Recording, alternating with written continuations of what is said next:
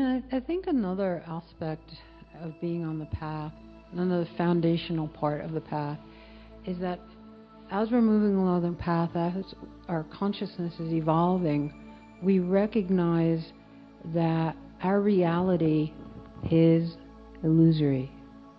I think that can be very confusing, but there is an aspect to that which, as we become more conscious, we can see what's meaningful, what's not meaningful, and we can see how temporary all of this is.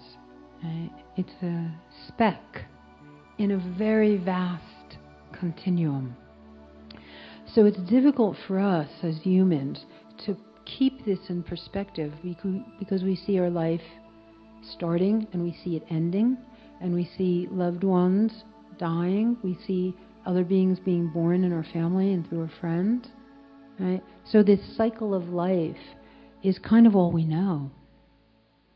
So it seems even more real because we focus on what's happening around us, what's coming through our senses, on our relationships, on our loved ones. And it becomes all there is. Right? Enlightened beings, this is a fraction of a fraction of a fraction of what's going on. And when we are more awake, we're aware of what's going on in a much bigger picture. So what's happening here, although we're engaged and although we're committed to humanity's progression and the end of suffering, we're also aware that this is going to be a short lifetime. This feels very, very real. But if we can be a little more detached from it, which is what the path is asking us to do, be a little bit more detached. It doesn't mean that we're cold. It's actually, detachment allows us to be more compassionate. It allows people to be as they are instead of being the way we think they should be, or the way they should be so that we feel okay.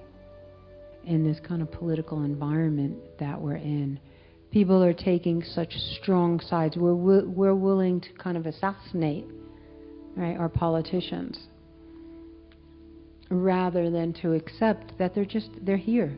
Everybody's entitled, right, to their opinions. It is not a good idea to harm other people or kill other people.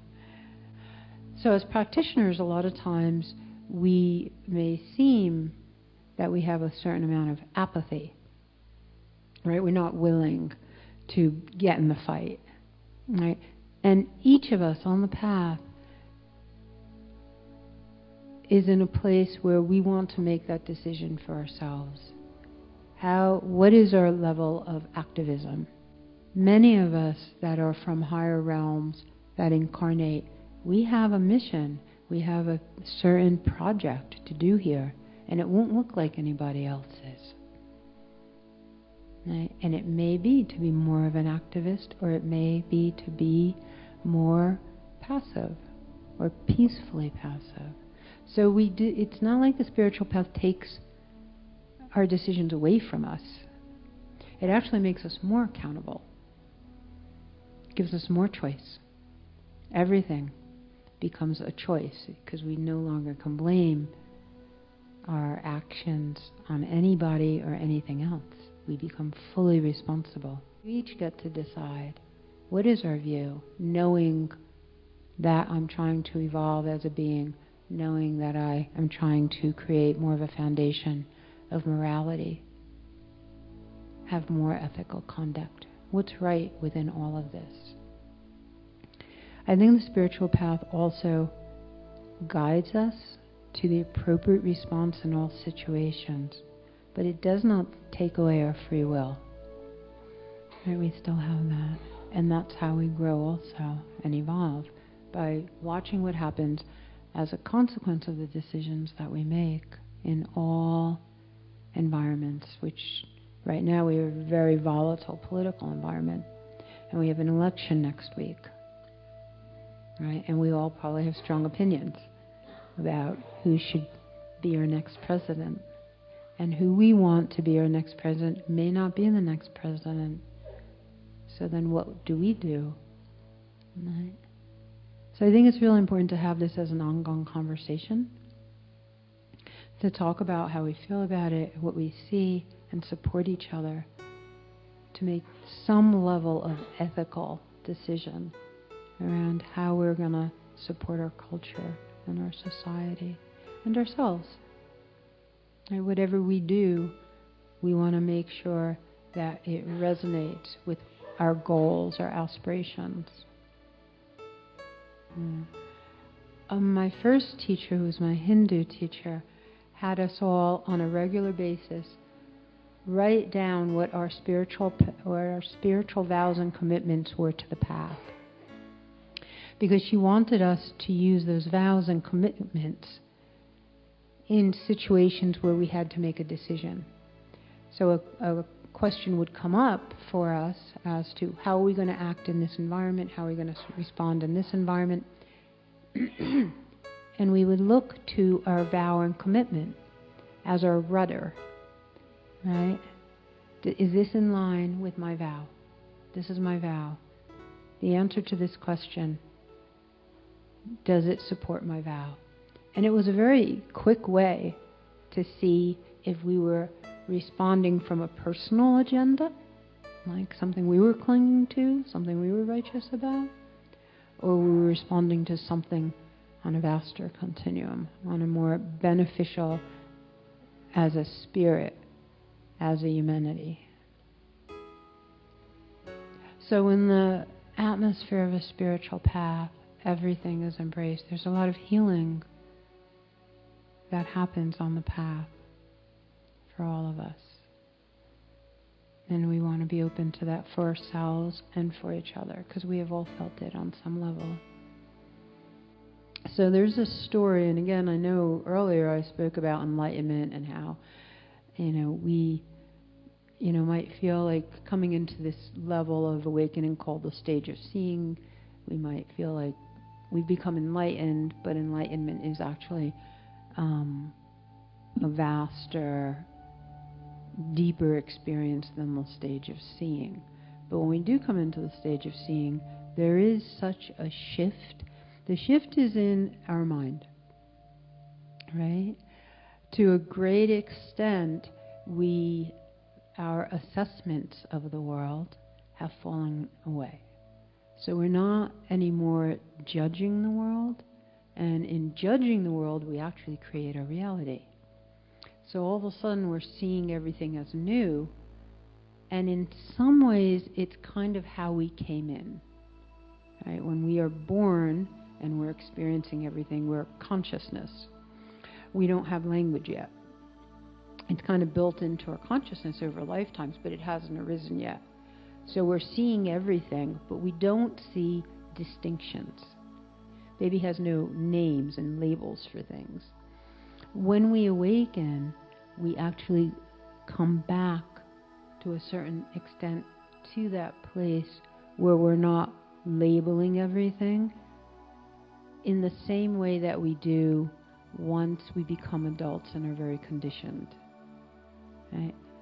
So what's built into us in our conditioning is our judgments.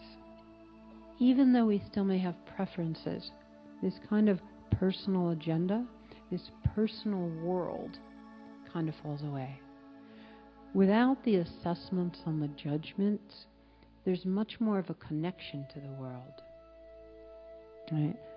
But there's also a detachment. Because in the awakening, when we come into this kind of pivotal shift, we're no longer wanting things from the world that we wanted before. We're not expecting the world to make us happy anymore. Because we're already happy. We already have a sense of joy. We already have a sense of completeness. There is a deep sense of love and self-love, such that we're not going outside of ourselves to find that anymore. We're not needy anymore. So with all that, and to answer Rob's question, there's a certain detachment. With this detachment, you would think we would become colder or disinterested or just not nice people. But what actually happens is the opposite. We become more compassionate because we're not asking anybody to do anything for us that we feel we can't do for ourselves. Right? We still eat, of course, we need food, we need certain comforts, but our expectations of things have changed. We're not putting demands on the world in the same way, and we're certainly not putting demands on other people. When we see other people, the feeling that arises is, how can I help this person? There is a sense of, here's something I can help with, which fulfills my purpose. Right? We are here for a purpose. And so we see everything as an opportunity to help fulfill our purpose. So while there is that detachment, because we're not needing anything or pursuing things in the same way, there is also a compassion and a love and a wanting to support. But that shift, for me, it was somewhat gradual. For some people, like, Eckhart Tolle talks about how he literally awakened overnight. His mind fell away overnight. He woke up the next morning and he was a different person. And you do feel like a different person. You can't even relate to the person you were before. It was like someone else, a stranger. It's even hard to relate to the people that we were, the conditioning that was all a part of us when it falls away. So there is that level of being, one of the practices we in Buddhism do, which is also done in Advaita, in Hindu, is called being the watcher or the observer. And the practice of being the watcher and the observer is to make us more aware of all the places that we actually have assessments and judgments. If we're just observing, like if we're watching a movie, we're not engaged with the movie. We're not trying to control the characters in the movie. Right? To a certain extent, when we're doing an observer practice, it's the same thing. We're observing. We're not in a coma, we're acting like a zombie.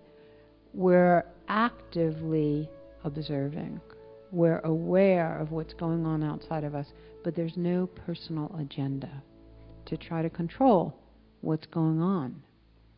Right? That sense of control that we have, that personal, I need things to be a certain way so I feel okay. Right? It actually falls away. We don't need to have anything, any particular way. Things are the way they are. And if it doesn't happen gradually, right? If it happens like within a month or a couple of weeks or even a few months, that's actually quite quick. And we need an adjustment period. We need to learn how to show up as this person, this new person, this familiar new person that we are, right? So it's going to take some time to know how to respond to our environment, to know what's appropriate. And so we'll try different things. Again, we don't have this personal agenda. The compassion for ourselves to know everything's new. This is not the same reality I was in before. It's literally not. Our reality has shifted. So how do I show up in this? A lot of times what we find out in more of the awakened state is that we don't have to plan how we're going to behave. It just arises naturally, and we're just naturally appropriate in each moment. So that pressure on us, because socializing is largely conditioned into us too. How to be social, how to say the right things, how to be politically correct, how to be, we're aware that we have biases, and then we put our biases aside for when we're socializing, right? But that's not really being awake. In the awake state, we actually don't really have biases. And whatever arises is natural and comes from love, comes from this new. One of the things that was starkly different for many of the people I've spoken to that have been different stages of awakening is this level of I'm okay and this level of confidence. Right? It's not an annoying confidence. It's kind of a feeling of self-assurance. Like, I'm fine. And I could be who I am with people, and that is fine. So all these kind of insecurities that are woven into our culture and then kind of thrown on us, those are gone. We don't feel insecure. If somebody doesn't like us, it's fine. Right? Not everybody's going to like us. And they're entitled to feel the way they want to feel. It's okay. You know? And the thing that actually stops is this feeling of this person has to act in this way or be this way, and then they will like me and I will like them. All of that falls away, right? We allow people to be as they are. And it, again, takes time, right? Because we are in a world of suffering, right? So even if we're awake and we're feeling joy and we're feeling happy, the world around us is not in that place. When we awaken, doesn't mean everybody else awakens. Yeah. Many people have told me that their experiences, when they have had a shift of perception, that would be considered a level of awakening. It's almost like the universe reorchestrates itself to fit where we are now. So people that we were very close to, we may not be close to anymore. And people... And not necessarily on our part are we pushing people out of our lives, but it's almost like new people will come in and other people will just not have the same relationship with us, or we won't see them as much, or they will see us and not be able to work with us or have a relationship with us from the place we're in now. It's important for them to see us as we were before. Particularly this is true for family. And a lot of teachers talk about awakening and then dealing with our relationships with our family. Our family has a difficult time seeing us as awake because it's very threatening for a lot of people to deal with someone that's grown and changed. It's not the same person they knew before, because this person is now evolving.